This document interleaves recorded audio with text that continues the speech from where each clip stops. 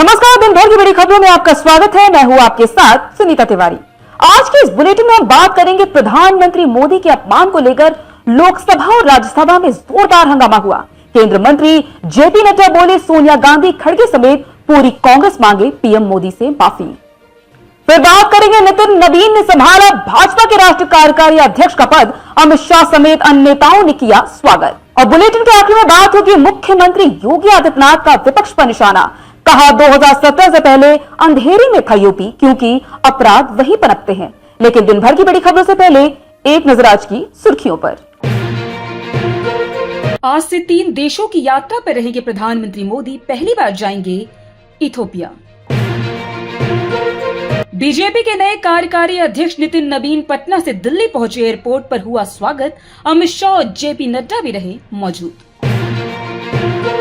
पंकज चौधरी ने संभाली UP BJP की कमान, बनाए गए प्रदेश अध्यक्ष।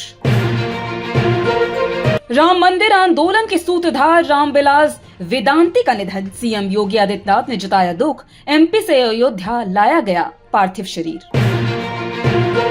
संसद के शीतकालीन सत्र का आज 11वां दिन। संसद में आज भी हंगामा। लोकसभा और राज्यसभा की कार्यवाही स्थगित। बीजेपी ने सांसदों को व्हिप जारी किया। सिडनी के बॉन्डी बीच आतंकी हमले में 16 की मौत। प्रधानमंत्री मोदी बोले यह मानवता पर अटैक। ऑस्ट्रेलिया के साथ खड़ा है भारत। नितिन नवीन के बीजेपी के नए कार्यकारी अध्यक्ष बनने पर चिराग पासवान की प्रतिक्रिया। बोले बीजेपी का राष्ट्रीय अध्यक्ष बनने से गठबंधन में और एकता आएगी और मजबूती भी आएगी। दिल्ली में घने कोहरे और खतरनाक AQI से फ्लाइट्स पर असर। एयरपोर्ट ने जारी किया अलर्ट। बिहार में संजय सरावगी को बनाया गया भारतीय जनता पार्टी का नया अध्यक्ष।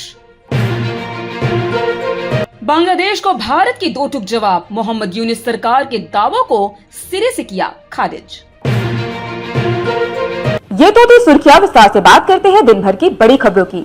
संसद के शीतकालीन सत्र में आज की कार्रवाई हंगामे के साथ शुरू हुई। जानकारी के अनुसार पीएम मोदी के कथित अपमान को लेकर लोकसभा के साथ साथ राज्यसभा में भी जमकर हंगामा हुआ। राज्यसभा में सदन के नेता और केंद्रीय स्वास्थ्य मंत्री जेपी नड्डा ने सोनिया गांधी से माफी मांगने की मांग की। आइए जानते हैं इस रिपोर्ट में और क्या कहा केंद्रीय मंत्री जेपी नड्डा ने कांग्रेस द्वारा प्रधानमंत्री मोदी के अपमान करने को लेकर। बता दें केंद्रीय मंत्री जेपी नड्डा ने कांग्रेस पार्टी की रैली में कही गई बातों को लेकर कड़ी आपत्ति दर्ज कराई। उन्होंने कहा कि कांग्रेस पार्टी की रैली में नारे लगे, मोदी तेरी कब्र खुदेगी, आज नहीं तो कल खुदेगी।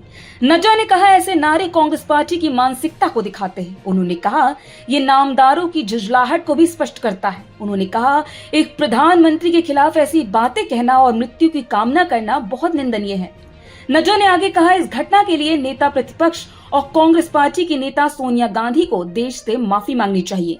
केंद्रीय मंत्री जेपी नड्डा के ऐसा कहने पर सदन में दोनों पक्षों की तरफ से जमकर हंगामा हुआ। हंगामे के बीच नड्डा ने कहा कांग्रेस पार्टी ने राजनीति का स्तर इतना गिरा दिया है जो कल्पना से परे है। वे इसकी कड़ी निंदा करते हैं। इस बीच केंद्रीय मंत्री किरेन रिजिजू ने भी कांग्रेस की रैली में प्रधानमंत्री नरेंद्र मोदी के खिलाफ आपत्तिजनक नारों की आलोचना की है। उन्होंने मांग की कि कांग्रेस अध्यक्ष मल्लिकार्जुन खड़गे और लोकसभा में नेता प्रतिपक्ष राहुल गांधी को इसके लिए माफी मांगनी चाहिए। किरेन रिजिजू ने संसद सत्र की कार्यवाही शुरू होने से पहले प्रेस कॉन्फ्रेंस में कहा कि देश की जनता ने सुना कि कांग्रेस पार्टी की रैली में क्या कहा गया। लोकतंत्र में हम सब सहयोगी हैं, दुश्मन नहीं। लेकिन कांग्रेस की रैली में प्रधानमंत्री के खिलाफ आपत्तिजनक नारे लगाए गए। मेरा मानना है कि लोकतंत्र में ऐसा घटिया और शर्मनाक स्तर पहले कभी नहीं देखा गया। संसद का सत्र चल रहा है और कांग्रेस अध्यक्ष और विपक्ष के नेता को देश की जनता से माफी मांगनी चाहिए। किरेन रिजिजू ने कहा कि कांग्रेस को याद भी ये दिलाया जब 2014 में भाजपा सांसद रही निरंजन ज्योति ने विपक्ष के एक नेता के लिए गलत शब्द इस्तेमाल किया था। इस पर तुरंत पीएम मोदी ने उनसे संसद में माफी मांगने के लिए कहा था और सांसद ने माफी मांगी भी थी। रिजिजू ने कहा कि भारत के प्रधानमंत्री को दुनिया और हमारे 1.4 अरब लोगों का देश दुनिया के सबसे बड़े लोकतंत्र के नेता के तौर पर पहचानता है। यह बहुत दुख की बात है और अफसोसजनक है कि विपक्ष के कुछ सदस्य उनके खिलाफ आपत्तिजनक बात कर रहे हैं। विपक्ष को संसद में देश के लोगों से खुलेआम माफी मांगने में देर नहीं करनी चाहिए, तभी हम समझेंगे कि गलती हुई थी और कांग्रेस पार्टी ने इसे मान भी लिया। भाजपा के नव नियुक्त राष्ट्रीय कार्यकारी अध्यक्ष और बिहार के मंत्री नितिन नबीन दिल्ली पहुंच गए। यहां एयरपोर्ट पर सीएम रेखा गुप्ता, दिल्ली भाजपा अध्यक्ष वीरेंद्र सचदेवा और भाजपा के राष्ट्रीय महासचिव विनोद तावड़े सहित अन्य नेताओं ने नितिन नबीन का स्वागत किया। आइए जानते इस रिपोर्ट में क्या कुछ है इस पूरी खबर में। बता दें कि इसके बाद नितिन नबीन दिल्ली स्थित भाजपा मुख्यालय पहुंचे। यहां पर भी नितिन नबीन का भव्य स्वागत किया गया। केंद्रीय गृह मंत्री अमित शाह, जेपी नड्डा और धर्मेंद्र प्रधान सहित भाजपा के कई बड़े नेता दिल्ली भाजपा मुख्यालय पर नितिन नबीन का स्वागत किया गया।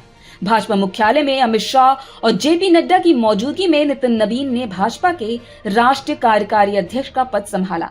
बता दें कि नितिन नबीन अभी बिहार सरकार में पथ निर्माण और नगर विकास मंत्री हैं। पटना के बांकीपुर सीट से 2006 उपचुनाव के बाद से लगातार 5 बार से विधानसभा चुनाव जीतते आए हैं। वह कायस्थ समाज से आते हैं और इस समय बिहार मंत्रिमंडल में कायस्थ समाज से वो इकलौते मंत्री हैं। उनके पिता नवीन किशोर प्रसाद सिन्हा भी बीजेपी के कद्दावर नेता रह चुके हैं। पिता के निधन के बाद नितिन नबीन उनकी राजनीतिक विरासत को आगे बढ़ा रहे हैं। बता दें कि नितिन महज 45 साल की उम्र बीजेपी के कार्यकारी राष्ट्रीय अध्यक्ष की जिम्मेदारी संभालने वाले सबसे कम उम्र के नेता बन गए। बीजेपी को भरोसा है कि कार्यकारी राष्ट्रीय अध्यक्ष के तौर पर वो आगामी सियासी रणनीति को धार देने में अहम भूमिका निभा सकते हैं। बता दें कि बिहार सरकार में मंत्री नितिन नबीन को भाजपा के नए कार्यकारी अध्यक्ष बनाए जाने पर प्रधानमंत्री नरेंद्र मोदी ने उन्हें बधाई दी है। पीएम मोदी ने कहा, नितिन नबीन जी ने एक कर्मठ कार्यकर्ता के रूप में अपनी पहचान बनाई। वे एक युवा और कर्मठ नेता हैं जिन्हें संगठन का काफी अनुभव है। बिहार में विधायक और मंत्री के रूप में उनका कार्यकाल प्रभावशाली रहा है। उत्तर प्रदेश में 2027 के विधानसभा चुनाव को लेकर सियासी हलचल तेज सी हो गई है। चुनाव से पहले भारतीय जनता पार्टी पूरी तरह चुनावी रणनीति में जुट चुकी है। इसी क्रम में मुख्यमंत्री योगी आदित्यनाथ ने विपक्ष पर तीखा प्रहार करते हुए राज्य की पूर्व बिजली व्यवस्था को लेकर बड़ा बयान दिया है। आइए जानते हैं इस रिपोर्ट में क्या है वो बयान।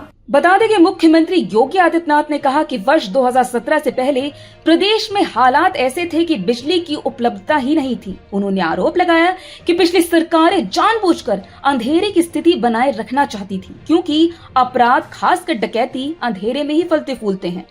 मुख्यमंत्री योगी ने एसआईआर अभियान को लेकर भी कार्यकर्ताओं को सतर्क रहने का निर्देश दिया। उन्होंने कहा, भले ही दावा किया जा रहा है कि एसआईआर का काम 98% पूरा हो चुका है, लेकिन जमीनी सच्चाई इससे अलग है। उन्होंने बताया, एक बूथ पर औसतन 200 से 250 घर होते हैं और हर कार्यकर्ता की जिम्मेदारी है कि एसआईआर की प्रक्रिया सही तरीके से पूरी हो। मुख्यमंत्री ने आरोप लगाया कि विरोधी दलों ने बांग्लादेशी नागरिकों के नाम से वोटर लिस्ट में नाम जुड़वाए हैं। उदाहरण देते हुए उन्होंने कहा, कहीं बेटे की उम्र 20 साल है, पिता की 30 साल है और दादा की उम्र 40 साल है, जो साफ तौर पर गड़बड़ी को दर्शाता है। सीएम योगी ने कार्यकर्ताओं से कहा, फर्जी नामों पर आपत्ति दर्ज कराएं और जिन वास्तविक मतदाताओं के नाम छूट गए हैं उन्हें सूची में जुड़वाना सुनिश्चित करें।